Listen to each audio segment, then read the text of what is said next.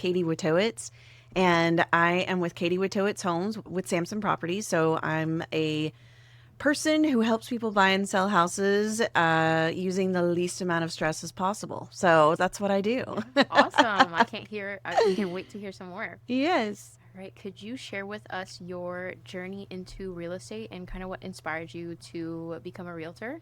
Yeah, absolutely. So it was a very organic decision, to be honest with you. I did property management for about 10 years and worked for some really wonderful, large property management companies where I had the opportunity to do corporate marketing. And it made me realize that I love that aspect. And after I had my daughter, my first daughter, I decided that starting my own business in real estate was just the natural next move. I enjoyed helping people. I enjoyed seeing homes go from lived in to listed. And it was a very natural move for me. And that happened about 8 years ago. And I've been going ever since. Awesome. And after spending years in property management and kind of corporate marketing, how did that experience kind of shape the way you approach serving your clients in real estate? Absolutely. So I think it's really about seeing selling your home as not just your home, but as selling an investment, right? So we really need to bring marketing into it and look at, not only the product, but the pricing and the promotion surrounding it. Now, we can keep those things in line and have all three boxes checked. We can, sell your home again for the least amount of stress, most amount of money, least amount of time, and get you to the next chapter of your life. So I think when I did corporate marketing, that really helped me see that each different property is going to have a different target market, and how do we reach out to those people and get the right people to see your home, and not only see your home but love it and want to put an offer on it. Yeah, that's awesome that you Yeah, were able to have that experience to have a absolutely. different take on real estate. Marketing is my favorite part of it. Well, Yeah, one of my favorite parts of that's it. So- awesome. Yeah, and then as both a mom and a realtor, what have been some of the biggest lessons you've learned on prioritizing family versus work or work versus family at different times? Absolutely. So I feel like for me, one thing I've learned is there is really no balance in life. There's always going to be an unbalance. Some tricks that I have learned and have really utilized in my life as a business owner and a mother would be leverage. That is number one. So if there's something that is draining my energy, a task that I don't necessarily love doing, that's going to go to somebody else to do, because my time is the most valuable thing that I have. And I want that time to go to spending time with my children, spending time with my clients, and building my business. And of course, if there's any time left over, maybe some fun things for myself. So I truly think that leverage is the number one biggest piece to this. And then I think it's also just about every day, even if it's a hard day, getting yourself up, making yourself put on makeup, do your hair, put on a cute outfit. And if you have to take a selfie in the mirror, take a selfie in the mirror, and just push your best foot forward. Get that momentum going. It's always going to be hard when you're a working mom, but you can do it. You just have to push the energy behind it. Yeah, and I think it's key to recognize when things aren't working for you to be able to navigate around them too. Absolutely. Yeah, Yes. And you figure out ways to cut out things that are not bringing you joy or are wasting your time. right. Yeah. And over the years, you've had the opportunity to be part of so many milestones in your clients' lives.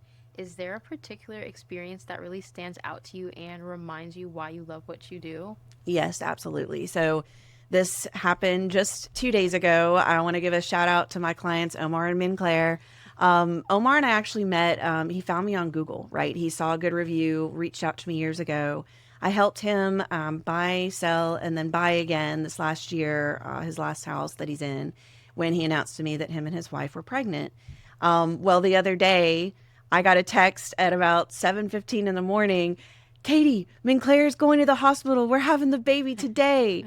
And then 8 hours later, Katie, Minclair had her baby, and I just felt so touched that this person that I met and that I helped buy and sell home, I'm now a part of their family. I was a part of that first, announcement phase of going to the hospital, and I really felt a part of their lives. And now I'm going to be Auntie Katie, clearly, to this little boy. But I was just so honored to be a part of that. And it just shows how you become woven in people's lives through these experiences, through helping them get to their next chapters. Yeah, and I think it's so special to be able to build those long-lasting relationships with your clients. It's the most amazing thing. It gives me purpose and it gives me fuel to keep going for sure. Right, because real estate is so much more than just buying and selling homes. Like Absolutely. how do you create these long-lasting relationships with clients that continue after closing the transaction? Sure. So, I mean, I don't look at clients as, a one and done deal. My clients are what I call forever clients. So,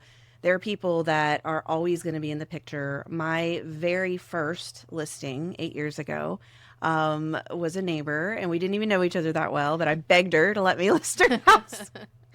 That same client I've helped on 3 different transactions or 4 different transactions now.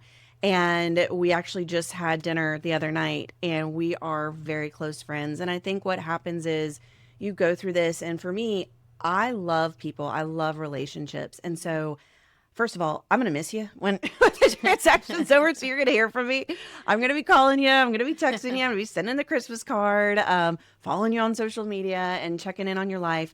Because to me, it is important what happens after the fact, right? And I love just collecting these friendships as these transactions continue. It's just the most amazing thing. And I'm really, really just so lucky to have that with my career. And it helps you build community as well. Absolutely. Oh, yes. With so many different people in the area. Yes, 100%. One perspective that you shared that really stood out to me was how national and even global events can influence our local housing market. Why is it so important for homeowners and buyers to understand the bigger picture when making real estate decisions? Absolutely. So, again, a home is definitely a home or a house is a home, and yet it is also an investment into your life, right? It's one of the easiest ways to build wealth. So you need to be tracking that investment. And just like your stock or just like any other investment you might make, the global economy, what's happening around you, the micro and the macro is going to affect that value of that investment. And so it's really important that, whoever your realtor is, whether it's me, hopefully, or whoever, staying in touch with that realtor and understanding what the value of your home is doing in the micro environment and then also in the macro. So for instance, if there's a current event that you see in the news, be tracking that, right? Be tracking the economics of that because that ultimately is going to trickle down into your market. We don't necessarily know how, right, at the time. And that's where experts come in, such as myself and such as other people in this industry who can really tap you into how that's going to affect you because it will, 100%. Right. And I think that's so interesting to hear because I think a lot of people have that tunnel vision where they focus on what's directly in front of them and they don't focus on the bigger picture, which could affect everything else. Absolutely. You have to look at your forecasting and as much as you can, right? It's very important. What are some of the biggest changes you're seeing in the Northern Virginia real estate market and what should buyers and sellers be paying attention to? Absolutely. So I think one thing I've seen over the last maybe 2 years is the volatility of the market. So we will have a couple of months where things are extremely high demand. We're seeing multiple offers. Clients are coming in 20, 30, 40 over list price just to get a house, right? But then we'll have other months where we see homes and they're literally sitting for 80 to 90 days and we're seeing 5%, 10% price drops. And those changes can happen so fast. And again, I think a lot of it does have to do with events, right? Like global events, current events that we're seeing in the news right now. And it's important to be able to stay on top of those because if you really want to buy in spring, but you don't have the money to, well, maybe if you wait a couple months, right? It's so volatile, you may be able to get something in your price point if you just wait a bit. So I think, again, it's very important to keep your thumb on the pulse there. Yeah. The other thing that I'm seeing is, it's very hot topic, obviously, but is the use of AI in the real estate business, right? So is the AI going to replace the realtors, right? And I love it when my clients come to me and they tell me what Claude, well, Claude told me this, or they'll say, hey, Katie, what do you think about this? And I'll say the answer and they'll say, well, that's what Claude said, right? Or, and it's so funny to have those checks and balances, not only in every industry we're in, but in real estate.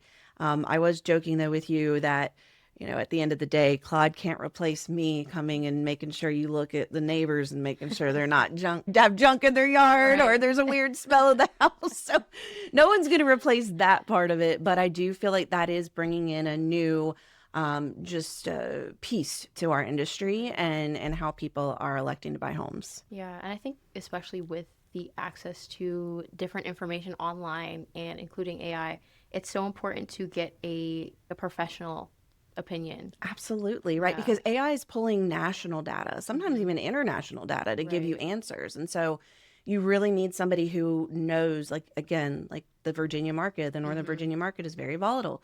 AI may not know that. Maybe Yeah. now they do. But it is definitely important to have a real person to help advise you. Just like you Right. want a real person to help advise you in, your financial planning Hmm. or any of the decisions. As a mom, you want real advice on how to be Right. a mom. You Right. can't always use Claude or AI for that. And then what do you think truly sets an exceptional realtor apart in today's market? That's a very good question. To me, I think it is persistence. Okay. And I mean that by it is very easy in this industry to give up, right? We talked about volatility in the market. You have a listing one day, it goes in 3 days. You have a listing in 3 months, and it may sit, right? You want to look for in an agent somebody that is not going to give up. And same thing with home buying, okay, on the other end of things. You may have clients that just can't seem to find that right house, right? And you need an agent that isn't going to give up on you, that is going to continue to give you that energy, that motivation, that accountability to move forward. And I think that definitely sets apart agents is persistence. And not in a negative way, but in like a motivational sense. And then I also feel like professionalism, right? Hmm. Unfortunately, in our industry, there is a very small barrier to entry. You take a test, you pay some money, you get your Hmm. license, right? I think that professionalism is very important and checking those online reviews of people and making sure that who you're about to do one of the biggest transactions of your life with does have that credibility. Yeah. Super important. Yeah. Absolutely. And then what are some steps that individuals can take to find the right realtor for them? Sure, sure. So, depending on where you live, me, that's how you know. No, just kidding. Right. But also reaching out to me. I mean, honestly, even if you hear this podcast and you are in, Charlotte, North Carolina, well, guess what? I have a realtor in Charlotte, North Carolina that I can help you. So finding Hmm. someone you trust in your own market who you can rely on to give you that opportunity. I'm not licensed in DC, right? So whenever I have clients who are looking in DC, I have amazing realtors that I can refer you to that I Hmm. know are going to do just as good a job as I would do for you. Right. So I think that's a really great way. Looking people up. Unfortunately, now the algorithms do tend to drag you into who pays the most money on pay-per-click ads on Google. So Hmm. again, I do think that word of mouth, that grassroots, referrals are the way to go. Right. And I think that goes Absolutely. back to building connections in community as well. Absolutely. Yeah, that's Yes. Yes. awesome. 100%. As you've grown your business over the past 8 years, what have been some of the biggest lessons you've learned about entrepreneurship and building a successful real estate business? Sure. So, I mean, I think for me personally, I absolutely love being an entrepreneur. It's my spaghetti sauce, so to speak. I love getting to be creative. And I think if you lean into what you love about it, more love will come back to you. So, Right. for instance, I'm actually a mentor with my company, and I have mentees that work with me who are just starting out. And my advice is always you need to show up every day and do the work. The results may not come back to you the in what way you put the work in, right? But Mhm. they will come back to you in a different way. So for example, you may go out and deliver flyers to your neighborhood one day, right? And you're trying to let the neighbors know how much their homes are worth and Mhm. ultimately create some listing opportunities. You don't see anything come from that. But then the next day, your cousin Joe reaches out and he says that he's looking to sell his house, right? So Mhm. you see it come back to you. You just have to continue to do the work and Right. set goals. I'm very goal oriented. So I think Mhm. for me, being an entrepreneur is wonderful because I get to set goals and see those goals actually come to Right. fruition. And Yeah. that's very rewarding for me. You were recently featured in the Washingtonian as an elite producer. Congratulations on that. Thank you so much. What did that recognition mean to you, and how has it reflected the work you've put into building your business? Absolutely. So speaking of goals, that was one of my goals. I have even bigger goals this year, which hopefully I'm back next year and we can talk about those, right? But it was a goal for me, and the awards don't mean as much to me as like the story I told earlier about the client who included me in his basically when his baby was being born. I mean, that's so much more to me. And yet I love being featured just to show people who may not know yet my credibility. Okay. Because then that allows me to help more people because they have the confidence to call me or to text me or whatever. So that was huge. And I think also just being a mother, getting to show my little girls the magazine. Yeah. They were so proud. They actually made me buy them a Aw. magazine each to keep in their room. And they are like, they want to bring it to school and show their friends. Like, my mommy's in a magazine. Yeah. And that to me is just so incredible because I know I'm raising two strong little girls and they're Right. getting to see an example that you can do anything that you Right. set your mind to. It doesn't matter if you're a girl, you can still become a badass, Yeah, basically. exactly. Whatever you want to be. That's right. Absolutely. And looking ahead, what are some goals you're most excited to accomplish or pursue in the future? Oh, let's see. So I want to continue to grow my business. I am looking to start a team in the very near future. So it's a secret, but not that secret because a lot of people know now.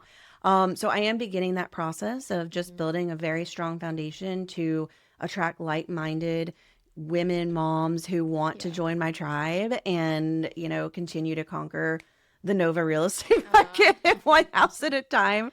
So that's on the goal list. And honestly, just to continue to have a happy and healthy life. That is so important. And sometimes we take that for granted. It takes work. It's not easy to build a happy and healthy life.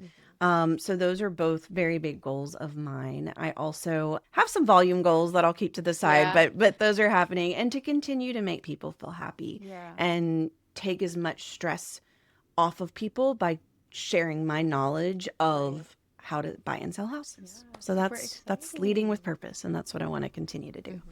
And for anyone looking to buy, sell, invest, or simply learn about the Northern Virginia real estate market, where can they connect with you? Absolutely. So I actually have a brand new website. It's beautiful. It's kwojohomes.com. They can absolutely go to that website and check me out and see all of my portfolios and reviews, and even set up a home buying search, home value search. Also, you can literally just text me or call me. I'm sure the number will be somewhere around this podcast. I'm usually always available as long as I'm not putting my kids to bed. So any other time, I'm usually available to pop on a call, 15-minute call, even if you're not thinking about buying or selling until 2 years from now. It's still a good time to get started with a professional because, again, that volatility, we want to track. We want to make sure you're in a good place. Awesome. And as we wrap up, is there anything you'd like to mention that we haven't touched on today? I don't think so. I just want to put some positive vibes out there, and to anyone who's listening that thinks there is a goal out there that is just too much for them, whether it's buying your first house or selling a home that you're very emotionally attached to, or becoming a realtor, or starting your own business, whatever that is, just know that you can do it. It is 100% possible. You just have to tell yourself it's already done, and that's how you do it. Love that advice. Thank you so much for joining me on the podcast and sharing your knowledge and inspiring story with us.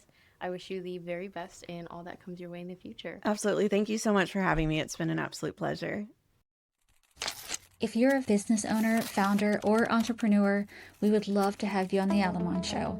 Just go to alamonphotography.com/podcast, sign up to be featured.